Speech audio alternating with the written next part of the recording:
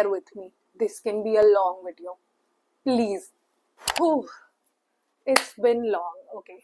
Hi guys, welcome. Today, I think I'm making this video after almost 2 months. The last I recorded was March.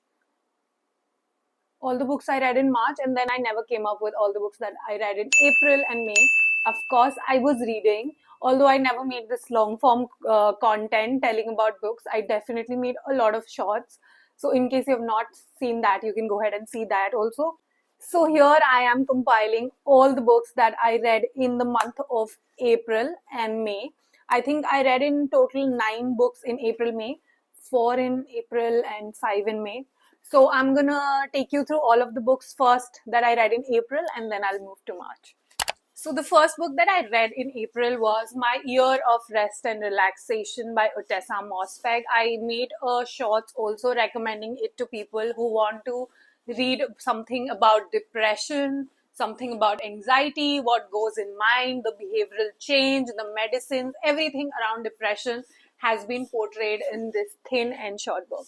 Now, this narrator is not named in the book, who is 24 years old and comes from a very privileged family, privileged background. But then all the things that has happened in her life and all the things that are happening in her life, she thinks that she would get rid of all of those things if she sleeps. So she decides that she'll sleep for a year, and for sleeping, she wants to take drugs. So she finds a therapist, or she finds like somebody who can give her these medicines, and yeah, then she takes these medicines and decides to sleep. So everything that happens in her sleep and while she wakes up, here and there, all has been captured beautifully in her in Ottessa's book. And of course, apart from this, I really liked the relationship of the narrator who's taking the drugs and her friend Reva. It was really beautiful to watch what the narrator thought of her friend, how she was reacting, her friend was reacting. It was really something that I really liked. Like, both of them had their own personal issues,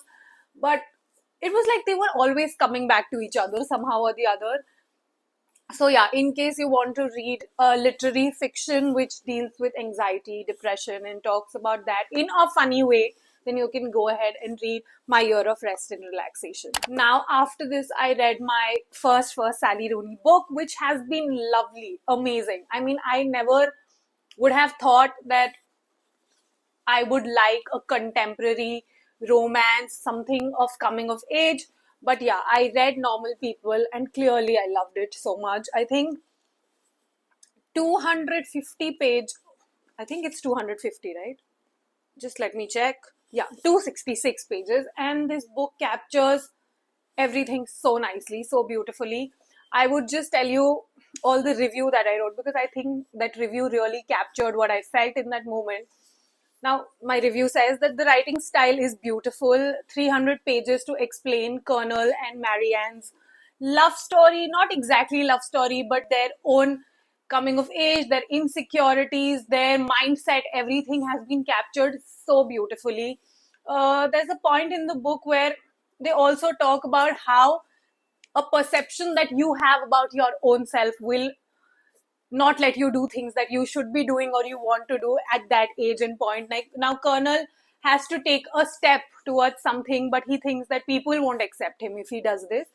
Society won't accept him if he does this, and that is why he never does it. And later he gets to know that whatever was stopping him was his own mind, and it was never a big deal, the thing that he should have done, and he never did. There are a lot of misunderstanding in the book, and I understand that people don't like it.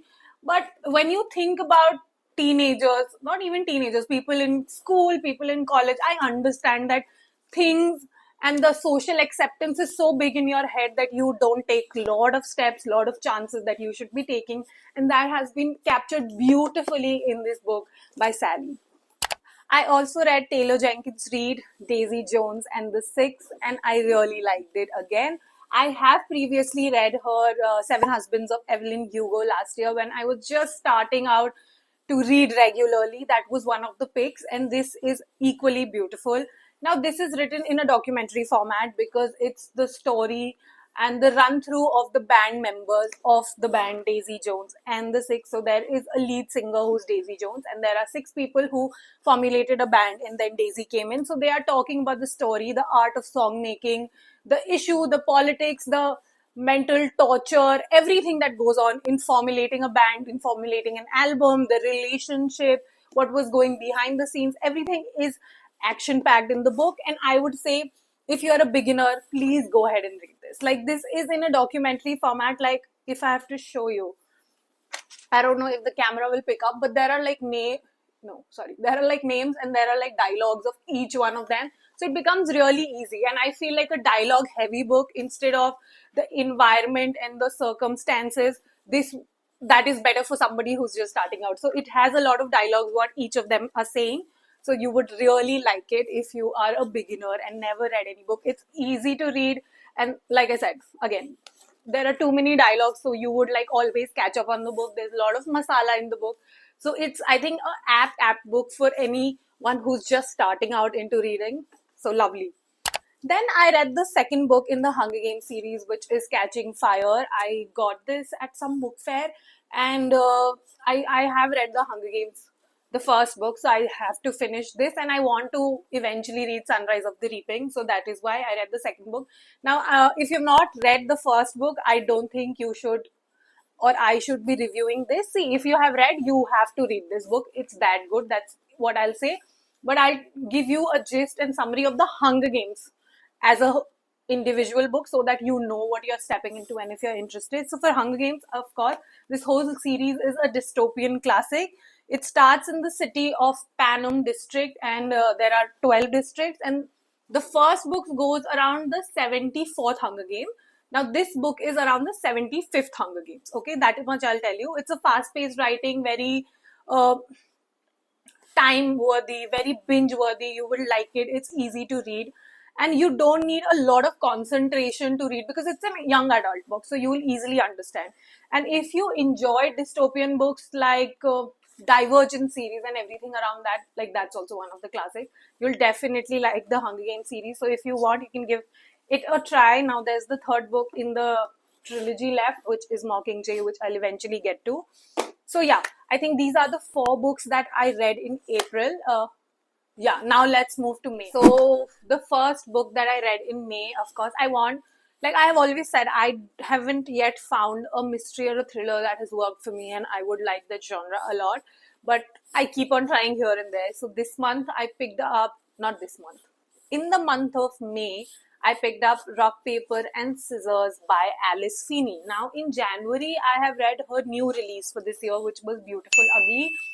And when I reviewed that book and then I went on Goodreads also to read the reviews, I understood people said this is much better, much better than your Beautiful Ugly. So I thought maybe I should give it a try. So I picked this up. But again, I don't understand. I understand that this book was released much before and then Beautiful Ugly came in. But if you read Beautiful Ugly now, you'll understand that there's so many same storylines that are going on. An author or a screenwriter who's obsessed with his work, who wants to be perfect at his work, and because of all this obsession with perfection, being a perfectionist in his work, he's not able to give time to his family, his wife, and that has led to a lot of issues in the family. Then there is also a marriage which is an issue due to the career obsession. There is a dog in both the stories, a wife who's also passionate about her career, but maybe it goes in a backseat, or it's not happening the way it's happening for the man. That is what I'll say. So there was a lot of similar storylines, so I don't think I was amazed. But yeah, if I have to give you a gist, it's basically about a husband and a wife who in which the wife at her workplace receives an email wherein she has won a lottery, and she gets this staycation at a place wherein she takes her husband. And in the story, we understand that the marriage is not going great. So that is why the wife thinks that this point in this one weekend or 1 week, whatever I'll spend in this hotel, in this place, will be like a make or break for our marriage. And then the husband and wife goes on this trip, and then weird things starts happening, and everything is around that. So in case in case what, if you have not read, but I think a lot of people have read. In case you have not read, you can go ahead and read it if mystery and thriller is a genre for you. For me, it's not a genre, so clearly. Then I read the first book in the Magnolia Park series and I loved it. I have never thought that I would like a contemporary romance so much. I mean, it's too good. It was so nice. It was so, I mean, people say it's like Gossip Girl vibes, and I get it. Like the politics, not exactly the politics, I would say like the mind games and everything that people are doing in this book. It's so nice. It's toxic, but it's so good. Like, first and foremost, let me say, don't go into this book thinking that it's a Hallmark romance book. You'll be so disappointed. Okay, don't go thinking that there's a guy, there's a girl, there will be an arc in the story and then happy ending. No, no, no, no, no. This is not that book. Don't. Okay, it is a contemporary romance book, which is basically two people with a lot of complications. Let's just say. Now, when you go into this book, please read the trigger warnings, because you have to be prepared what you're going into. Okay, don't go into this book blindly. In case you want to, please read the trigger warnings.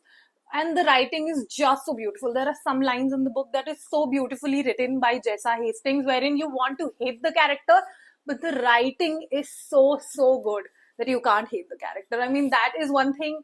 I was in a dilemma. I was like, I don't like this person. But then the things that goes on his mind, the things that he's saying to his friends, the things she's saying, is wherein you feel like, oh, okay, I get it. Okay, I understand where you are, at what age you are, and why you are behaving like this. So yeah, that is for sure. There are more shockers than you think in the book, time to time, and let me tell you, I'll just, not exactly a spoiler, but I will tell Tom, you are amazing. You are one of the lovely character in this book, and it's very nice. Okay, in case you want a multi-layered story about strong relationship, unlikable character, but it is action-packed at the same time, please go ahead, pick the first book in this series. And by the time you end this, you want to continue the series. So I went into Daisy Hates, which is the story of Daisy and Christian. Mind you, Christian has been introduced in the first book, who is Magnolia's best friend, and Daisy is also here and there introduced in the first book. So now this is the story of Christian and Daisy. Honestly, I like this more. Some people like this more. Okay, this is about Daisy, who is in her 20s. I would like to let me ouch, sorry, who's in her 20s, and Christian is in his, I don't remember, but he's elder to her. That's the point. And Daisy is preparing to be a doctor, but also note that she comes from the family of the gang lord, and Christian Hemis is also from a family of illegal activities. So their love story, not exactly love story. I mean, you know, Jessa Hastings is not writing any love story. All of her books are sorry. All of her books are contemporary romances. So in case you start with this, okay, it's amazing. And to go to her, to read more about Magnolia, which is in the third book, you will have to read Daisy Hates. So that's how people stumble on these and then they pick and choose, but you have to read all the books in the series. I feel like it's amazing. I'm going to continue it. This I have told you is amazing. Read this, and if you want to continue, then you go into this. Okay, then this is like the close 5-star for me. Okay, this year, this was so good when I read it at the end of last month. Oh my god, I have like written a long ass review on my Fable. In case you have not checked my Fable, I'll put it in the link so that you can see that as well. Now this is Dolly Alderton's Everything I Know About Love. I made a shorts on this as well because this book was again so amazing. Everybody in their 20s, please read this. Like, full stop, period. Buy this book, order this book. You will find yourself in this book at so many points, at so many parts, and or your friend at so many parts that you would love it. Like, Dolly Alderton is, her writing style is very witty and modernly thought-provoking. It will make you think about a lot of things that she has discussed in this book, and you will see yourself standing at a lot of points and places where she has been standing. So basically, this is a memoir of Dolly's. That is why you'll feel like whatever Dolly has gone through in her life, when she was in college, when she was in school. There will be some point or some stories in some point in the book wherein you'll feel like you were also there, you have also experienced this, or you are still experiencing it. And it's beautifully written. It feels like her writing style is somewhere where she's writing about current moment and she'll compare it to something else. Like there is a point in the book where she says something happens and she goes on saying like, I felt like a child opening a Christmas present at that point. So that kind of observation that she brings, it's moderately witty, thought-provoking, and it's beautiful. That is what I'm going to say. And being in your 20s, it feels like a sister has written this book for you. Like, honestly, I made a shorts and I said the same thing. It feels like a sister has written it for you. It feels like somebody who's your elder friend who is like, I got you. I know how this happens. I'll tell you. I'll give you a guide so that you know that it's normal. If your 20s are hectic, it's not going as you thought in your head, it's normal. Nobody's 20s goes like that. And it feels like somebody is saying, okay, it happens and it will pass, it will get better, and this is how it is. 19-20 का फर्क होगा पर सबकी 20s ऐसे ही होती है. It feels like that. And it's a book that I want to come back when I feel puzzled in life, when I feel like things are not going right. I would like love to pick this book and read one, two incidents, read one, two part of Dolly's life. It's that good. And there's a chapter called My Therapist Says. I think that was one of the chapters that hit me a lot, and that was really lovely, and I really, really liked it. So I would urge you that if you're in your 20s, even at your 29, read this book. Like, I'm not meaning to say 21, 22, no, no, no. Till 29, till 30 also, please read it. It will also feel like a nostalgia vibes in the book. Even if you are not no more in college and stuff. I am not in college right now, but it feels like nostalgia and it feels lovely. So yeah, I think these are the book. And I also read My Little Prince in May. But right now, I don't think I should review it here. I'll review it in the month of June because it was a little book and I finished it in one day and I never really sat with the thought on the book. So I never formulated something on that. So I would come back with my Little Prince review also in the next month. And I finished Us Against You, which is the second part in the Bear Town series, which I finished this month in June. So that is also one of the reviews that you'll be seeing in the next month. Right now, I'm in my sad girl reading books era. I'm reading all books which are sad, and one of the book is Elena Ferrante is My Brilliant Friend. Second, I'm you'll find me in middle of a lot of books. Second book is Crying in H Mart, and the third is John Didion's My Year of Magical Thinking. Like these three are the books. I'm here and there. Let's see which one I finish. But I definitely want to read sad literary fiction. That is where I am in my head, and I'm trying to read that. So yeah, thanks for watching. If you like this video, you can like, share, comment, and subscribe to the video. I'll see you in the short section maybe because that is what I'm focusing on right now. So yeah, thanks for watching. Bye.